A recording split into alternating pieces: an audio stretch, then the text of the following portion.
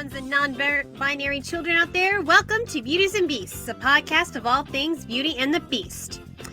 Father's Day is just around the corner, a time when we celebrate the men who've taken a part in raising us. Not always a biological father, but father figures, whether adoptive fathers or uncles or grandfathers or big brothers.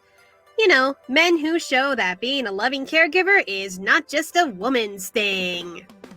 Now, I cover a lot of romantic Beauty and the Beast relationships on this podcast, but rarely talk about paternal ones. I made a poll for patrons to decide whether for Father's Day I should analyze Illumination's Despicable Me or Disney Pixar's Monsters, Inc. And Monsters, Inc. was the winner, as you can tell by this title, which surprised me, as personally Despicable Me is more obviously a fatherly story, but hey, votes are votes, and I gotta go with what the patrons pick. And besides, as far as relationships between monsters and humans go, this one is interesting. Even different from Lilo and Stitch in the last episode. Because while it's usually the humans who initially find the monsters scary in these kinds of stories, in this case, it's the monsters who find the humans scary. The whole "they're more afraid of you than you are of them" trope. But why would big, fierce monsters be scared of a cute little kid, you ask? Well, if you haven't seen Monsters, Inc., then spoiler warning. Before I get into this, I'd like to thank my $5 plus patrons, Arvin Joshua Rocks 15, Bella PinkSavage, Cosmic Trail, and TyrannosaurusVenom. And as I can see from Cosmic Trail, that this is a childhood movie. So, I'm glad you'll enjoy this. You too can become a patron today. You can access new episodes and bonus content by pledging to patron.podbean.com/beautiesandbeasts. That's patron.podbean.com/beautiesandbeasts. Also, show your support by buying my merchandise on Redbubble. It's not too late to get your dad a gift for Father's Day. A mug, a t-shirt, a laptop case with the slogan, "I'm a dad, it's my job to be silly" on it. Well, that's what my dad said all the time, so that's why I picked it. Also, check out all my LGBTQ plus merch from Pride Month, along with merchandise for Black Lives Matter, Stop Asian Hate, and more.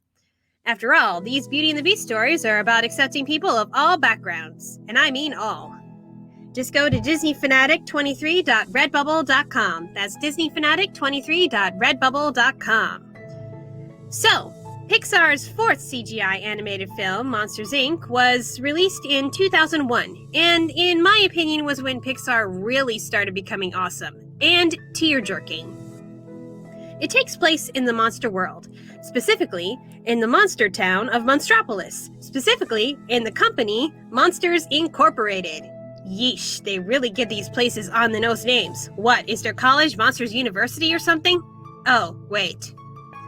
So, the objective of Monsters Incorporated is for scarers to transport into child's bedrooms via magical doors. Goodness knows how that was accomplished. To scare children and collect their screams to convert into electricity. Wow, and my writers group says my magical systems make no sense. Anyway, our stars are big, fluffy John Goodman and adorable one-eyed comedian Billy Crystal. Oh wait, sorry. Big, fluffy James P. Sullivan, or Sully, and adorable one-eyed comedian Mike Wazowski. Gosh, I love Polish representation. Oh wait, is there a monster version of Poland? Maybe we'll get more world building in the upcoming spin-off series. So, Sully is the top scarer at Monsters, Inc., and Mike is his best friend / roommate / assistant / coach that he's known his whole life. Until Monsters University came out, and that was totally blown out of proportion. Pixar's got to keep better track of their own source material. Sully and Mike are going for the all-time scare record, and to beat the scream shortage. Apparently, kids these days are harder to scare. Speaking as a nanny, I can confirm that this is still a fact. Meanwhile, Mike is dealing with regular office drama, like maintaining his romantic relationship with Jennifer Tilly, Celia May, and getting his paperwork in on time to creepy slug lady Roz. I can't believe this is the same actor who also does Doug in Up. And both he and Sully are at odds with the second best scarer, Steve Buscemi, Randall, the chameleon creep, also out to break the record. So, while Sully and Mike have a good day scaring kids, including a slumber party, which leads to a whole lot of screams, Another monster has an incident with a child's sock. See, according to monsters, human children are toxic. A single touch could kill them. As I've said in the chat, human germs. So, a child's sock appears on a monster's back. The Child Detection Agency, or CDA, are called in, and they shut down the scare floor for a decontamination. Sully goes to comfort his spider boss, Mr. Waternoose, whose family has run this company for 3 generations, and that he will do anything to keep it from going under. He asks Sully to come give a demonstration for some new recruits tomorrow. At the end of the day, Mike is ready to take his sweetheart out for sushi for her birthday. But Roz reminds him of his paperwork. I hope you filed your paperwork correctly, for once. Sully volunteers to take care of it and goes back to the scare floor where he finds a lone door and nobody around. He checks to see if anyone is doing after-hours scaring, opening the door a crack. Rule number 1 of fantasy and horror: never open mysterious doors, they lead to trouble. He finds no monster, but does find, playing with his tail, a 3-year-old human girl. Sully freaks and tries to put her back, but she just keeps hugging him like a big kitty cat, saying, "Kitty!" Then he catches sight of Randall, who gets rid of the door before Sully can put the kid back in. Out of options, Sully finds Mikey at the sushi restaurant and tries to explain the situation and ask for help. Like his friend will know what to do. The little girl escapes from her bag and scares everyone at the restaurant. Mike and Sully get her out before the CDA can show up, leaving Celia behind. Yes, Bella PinkSavage sums it up perfectly. How can you be scared of that little face? Daw. Yep, Boo is adorable. I think easily one of the cutest animated characters of all time. While the city is in a panic, Mike and Sully are in a panic at home from the kid who just wants to play. The kid gets a hold of Mikey's teddy bear. He yanks it back, making her cry, which causes a power surge. You remember when I said that the city is powered by children's screams? Yeah. Sully tries to calm her down with the bear, but what really stops her crying is Mike's comedic stumbling. You know, he's just naturally funny because he's always getting hurt. Yeah, you know what? Kids laughing at other people's misery, that is still a thing. She laughs, short-circuiting the lights into a full-on blackout. This'll be important later. While Mike tries to come up with a plan, using merely spoons, to get rid of the kid, Sully notices that she is getting tired. Yeah, because 3-year-olds get very, very sleepy. I know. So he takes her to his sleeping corner, but she prefers his giant bed. But before he can leave the room, she points at the closet and holds up a picture of Randall. Yeah, seeing how scared she is and thinking that Randall's going to come out of the closet and scare her, Sully sits and waits for her to fall asleep. First cute fatherly moment in the movie. Sully talks to Mike, suggesting that the kid might not be that dangerous. I mean, come on, if a single touch can kill you, you guys would have been dead by now if that were true. You know, I'm kind of wondering, where did those rumors about kids being toxic come from?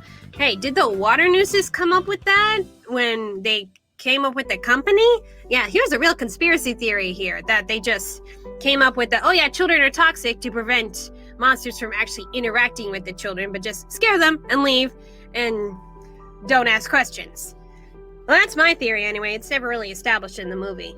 Maybe they'll establish it in the spin-off series. Who knows? So Sully suggests to Mike that they just take the kid back to her door and then everything will go back to normal. So they dress her up in a monster costume and take her to the factory, which is overrun with CDA, passing the girl off as his cousin sister's daughter. Hold on, isn't your cousin sister technically your sister? I mean, cousin? Yeah, like, man, talk about obscure relative to Workday. While Mike goes to find the key to Boo's door, Sully takes the girl to the bathroom, and they engage in a game of hide-and-seek. Fatherly moment number 2. Mike begs Roz for the door key, but guess what? You didn't file your paperwork correctly last night. He finds Sully acting like the giant for Jack the Beanstalk, and is like, what the hell are you doing? The kid runs in crying because Randall has shown up. They all hide in the bathroom stall, listening as Randall talks with his assistant about the kid and a machine. Sully wonders what that's all about, while Mike just wants to get rid of the kid. So he gets a random door, but Sully knows that it isn't Boo's. And Mike is like, Boo? What's Boo? That's what I decided to call her. And Mike goes, Sully, you're not supposed to name it. Once you name it, you start getting attached to it. Well, I think he is getting attached. And during the argument, Boo slips away. And as Cosmic Trail says, Boo has some secret teleportation abilities. Yep, I think so too. Maybe she's a wizard. Okay. So, Randall I'm sorry, I skipped ahead. So, in searching for Boo, Mike and Sully run into Randall and then into an angry Celia. Oh yeah, remember that girlfriend who only gets like 5 minutes of screen time? You kind of jilted her at that crazy restaurant while it was being overrun by CDA and lets her to be decontaminated. Yeah. You know, she doesn't really have much going for her in this movie. And Randall overhears Celia screaming about sushi and puts two and two together. You know, the sushi restaurant and the newspaper, and sees Mike in the background. So Randall confronts Mike and makes a deal with him that during lunch, the kid's door will be in his station, and they'll have until then to put the kid back. Meanwhile, Sully finds Boo falling into a trash can, but he is stopped by some CDA, asking for an autograph. When he's not looking, Boo crawls out of the trash can with one of her fake eyes snapping off, just as the trash is being thrown out. Yeah, Bella PinkSavage says perfectly, the kid has ninja feet. So, Sully goes to the trash compactor and watches at what he thinks is Boo get crushed and chopped into a garbage cube. I know it didn't actually happen, but that's horrifying. That's some real Looney Tunes stuff right there. Mike finds Sully crying over a cube of garbage, and then Boo pops up with a daycare group. Sully is all like, oh, don't you ever scare me like that again, young lady. Oh, but I'm so glad you're safe. And the teacher remarks, oh, what an affectionate father. See? She sees it. Mike takes Sully and Boo back to the scare floor where Boo's door is, just like Randall said. But Sully doesn't trust Randall as he's after Boo and won't let her go in. Mike, to prove that it's safe, goes in himself, in the dark, and starts bouncing on the bed. Randall, mistaking him for Boo, boxes him up. Sully and Boo follow Randall to a secret passage. Randall straps Mike into a chair and then realizes his mistake. You know, this goof makes more sense when you learn in the prequel that Randall has very poor eyesight and just stopped wearing his glasses because Mike said lose glasses. Huh. You know, that's a very small detail I didn't think was important until now. Randall then goes off on how this isn't about the scare record, but that he's going to revolutionize the scream industry. Again, in the prequel, he was a nerd, so this makes sense. He brings out the Scream Extractor, his own invention, to extract information on the kid from Mike. But Sully pulls the plug on the machine and rescues Mike. Mike wants to skip town, but Sully thinks they should tell Waternoose of Randall's evil plan. They find him in the training room with a robotic kid for the trainees to practice on. Before Sully can say anything, Waternoose insists on the demonstration now, not listening to what he's saying. To move things along, Sully roars at the robotic kid, and in front of Boo. She runs off and cries, and Sully sees just how scared she really was and how he looks to all the other kids he's scared. Yeah, that's kind of heart-wrenching when everything you've ever worked for, to power your city, to beat a record, to be an inspiration to everyone else around you, all at the cost of traumatizing children. Damn, this movie's more messed up than I remember. Boo's hood falls and Mike tells Waternoose everything, including Randall's evil plan. And Waternoose takes Boo and says, and he calls for a door, saying he's sorry that they got mixed up into this, but now they can set everything straight again for the good of the company. A big metal door arrives, not Boo's. Randall then appears, opens it to a snowstorm, and Waternoose shoves Mike and Sully in. Plot twist, Waternoose was the bad guy all along! You know, they actually hid that really well, because he actually did seem like a reasonable guy. Well, he is! I do kind of appreciate that. He's not blatantly evil. He's doing this for the good of the company, and technically, they are trying to power their city, so it's not just about him. Man, no, he's still messed up, but I see his reasoning. So Mike and Sully have been banished to the human world, specifically the Himalayas, and they run into the abominable snowman, who lets them crash at his cave with snow cones. Oh, yes, question from Cosmic Trail. How does that door even work? A door in the middle of nowhere in the storm? Yeah! Interesting. You know, how did they even set up the door portals to the closets? Because, I mean, you'd have to get the information on the kid, which, actually, a bunch of grown monsters getting very personal information on kids is, again, this movie's a lot more messed up than I remember. Yikes! How'd they even know there was a human world? And how'd they get there in the first place? And please let this be something they cover in the spin-off series. Mike berates Sully for not listening to him and ruining their lives while Sully puts together a sled to get to the nearest village, saying, no, none of that matters anymore. Not the record, not being the top scarer, and that all that matters is saving Boo. Hurt, Mike refuses to go with him.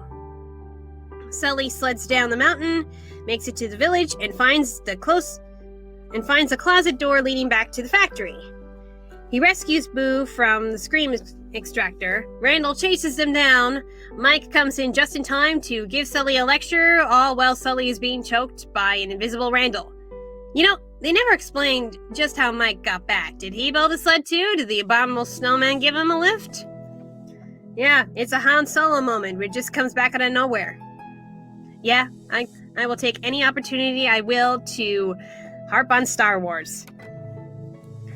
They snatch Boo's key. Oh, Bella PinkSavage has a better theory. I think he secretly followed after. Yeah, that's probably better. So they snatch up Boo's key, but with Randall on tail, they don't have time to get into the station. So they hitchhike on another door to the massive door storage, which I have to admit is one of the most impressive scenes in the entire movie. To get away from Randall and get closer to Boo's door, Sully tells Mike to make Boo laugh and power doors. Remember when she laughed before and made the lights explode? Leading to a very epic closet chase around the world. To a point where Randall snatches Boo and Sully is left hanging from a door. But Boo finds the courage to attack Randall and hit him with a baseball bat. You go, girl. Sully and Mike then banish Randall to the Florida Everglades, where he's mistaken for a gator and whacked with a shovel. They make it to Boo's door, but the power is out. Before they can make Boo laugh again, the door is recalled to the scare floor by Waternoose and the CDA. Yeah, Waternoose is going to put all the blame on them. While Mike runs off with Boo's costume and getting the CDA on his tail, Sully runs with the real Boo and her door. Waternoose chases him back to the door station in the training room. Sully puts the door in the station and steps inside. Waternoose insists that he can't just let her go home as she's seen too much. That he has to do this, as scaring isn't enough anymore. That he'll kidnap 1,000 children before he lets his company die and will silence anyone who gets in his way. But as he goes to the bed to get Boo, he ends up grabbing the robotic boy. The wall comes up, revealing Mike and the CDA, and Waternoose's confession on tape. Busted! Oh, yeah. Bella PinkSavage puts it perfectly. A brilliant plan. Applause. Let's see, where's the applause button on here?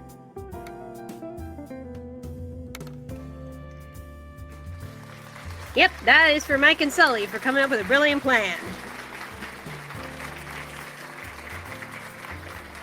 The CDA arrests Waternoose, and number 1 comes out, aka Roz! Another plot twist.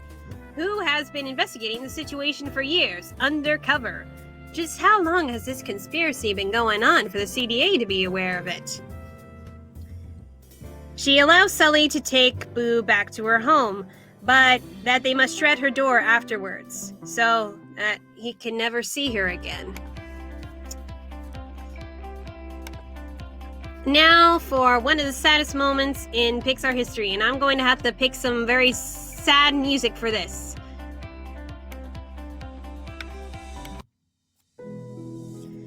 Boo is happy to be back in her room, but Sully says that Kitty has to go. They hug, he leaves, she opens the door, but all that's there is her closet. Even now, it's so sad. So, some time passes, and Monsters Inc. is reformed, with Sully as the CEO, now using laughs to power the city, as he's discovered that they are more powerful than screams, and Mike has become the best comedian, so Mike has found a greater purpose for himself. But Sully still misses Boo, keeping a piece of her door and one of her drawings.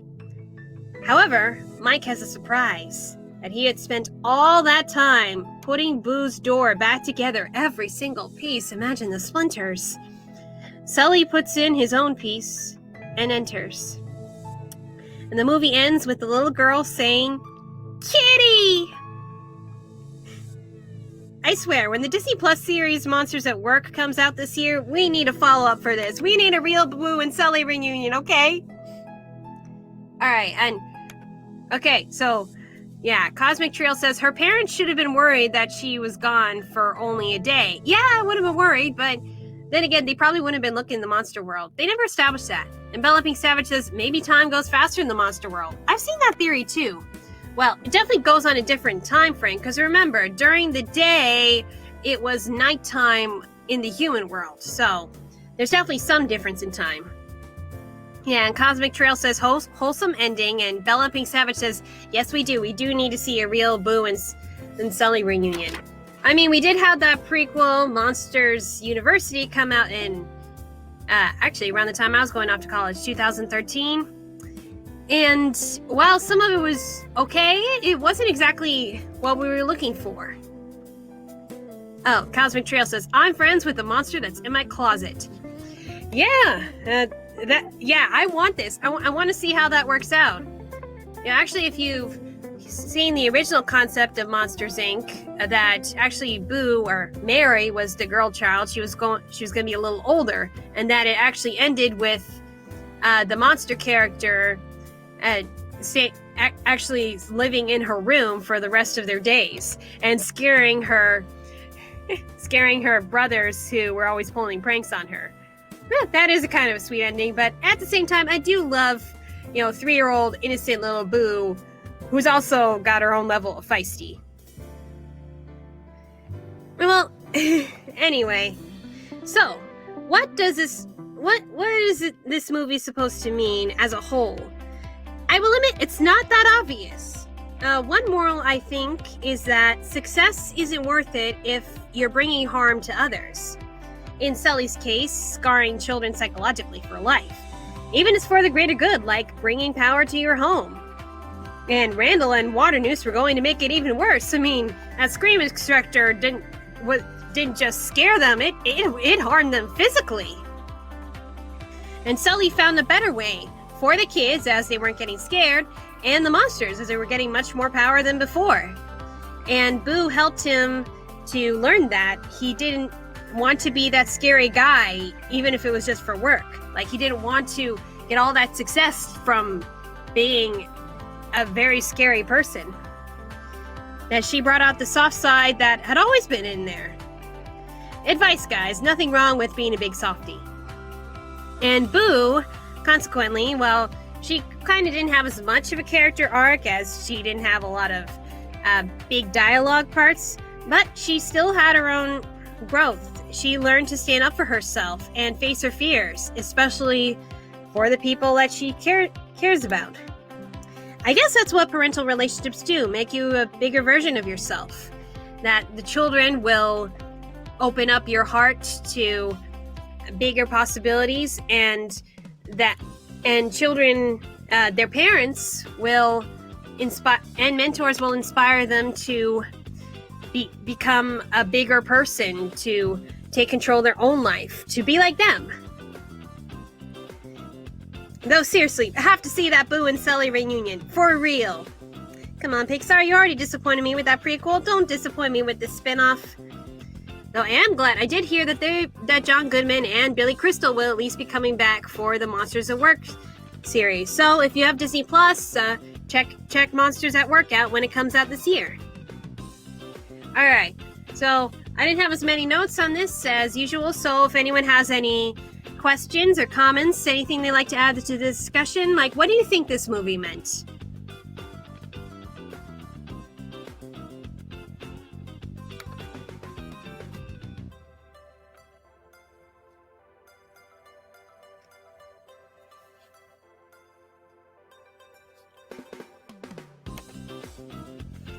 Bella PinkSavage, that the whole system was twisted? I don't know.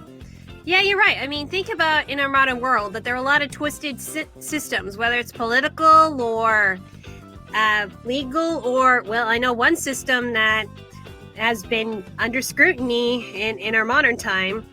I mean, think of, just an example, the police force. It's there to serve and protect and make sure we are safe.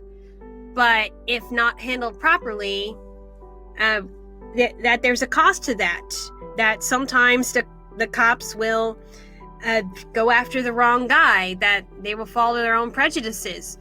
Oh gee, wasn't there some prejudice in here too? Huh. I mean, it's not an exact thing, but you know, even if you're doing stuff for the greater good, you gotta remember that you could lose yourself along the way. You could end up harming people in the process, people who didn't deserve it. You know, even something as innocent as a child. And think of all the companies that have strived in the world going off of child labor. I mean, sure, we would get clothes and such, but it's not worth it if children are being harmed or worked to the bone. Just an example that there are twisted systems out there, and you know, when you're one of those people who's in those companies and you realize that the company you work for is twisted, that can just shatter your whole world. Yeah, so it's not really fun when you get out of that ignorant bubble, like Sully did. Like, he thought he was doing everything for the greater good. His life is great. Mike thought that too. And then when he realized just what kind of person his boss was and what he was trying to do, he didn't want to be a part of that anymore, especially when he saw how it was affecting children like Boo, who we knew hadn't hurt anybody. All right, Bella PinkSavage. We can all agree that Boo was a precious little ninja, LOL. Yep, here's a cheer for Boo.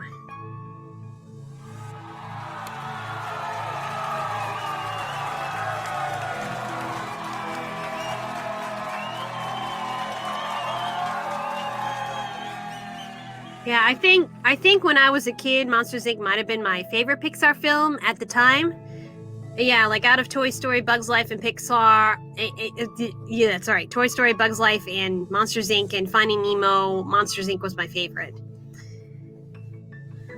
Yeah, and yes, I even had my own little Boo doll at one point. So precious.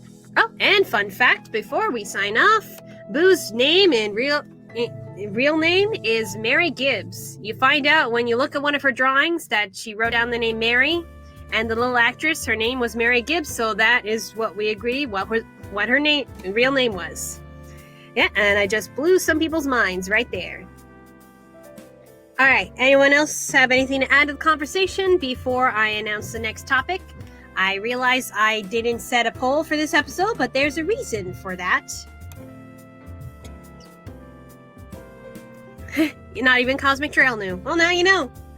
Actually, I only learned that her name was Mary when I was watching the movie again recently, and I saw that was the name written on the drawings. Oh, well, she could spell her own name. Hey, but then Sully should have known that. Well, that was what the character name they were going to give her in the original concept. Okay, Bella PinkSavage. Nope, I'm good. Have a great rest of your night, and I hope you're doing well, DF. Yep, I'm doing pretty well. I mean, speaking of kids, I've been babysitting a lot more recently, so yeah. Been channeling my inner Sully. So, June is Pride Month, as I'm sure you know.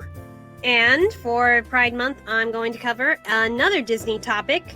with a groundbreaking series featuring a potential lesbian couple. I say potential because they're not really official yet, as well as a character who is under a beastly curse, though separate, that she's actually part of a mentor-student type of relationship.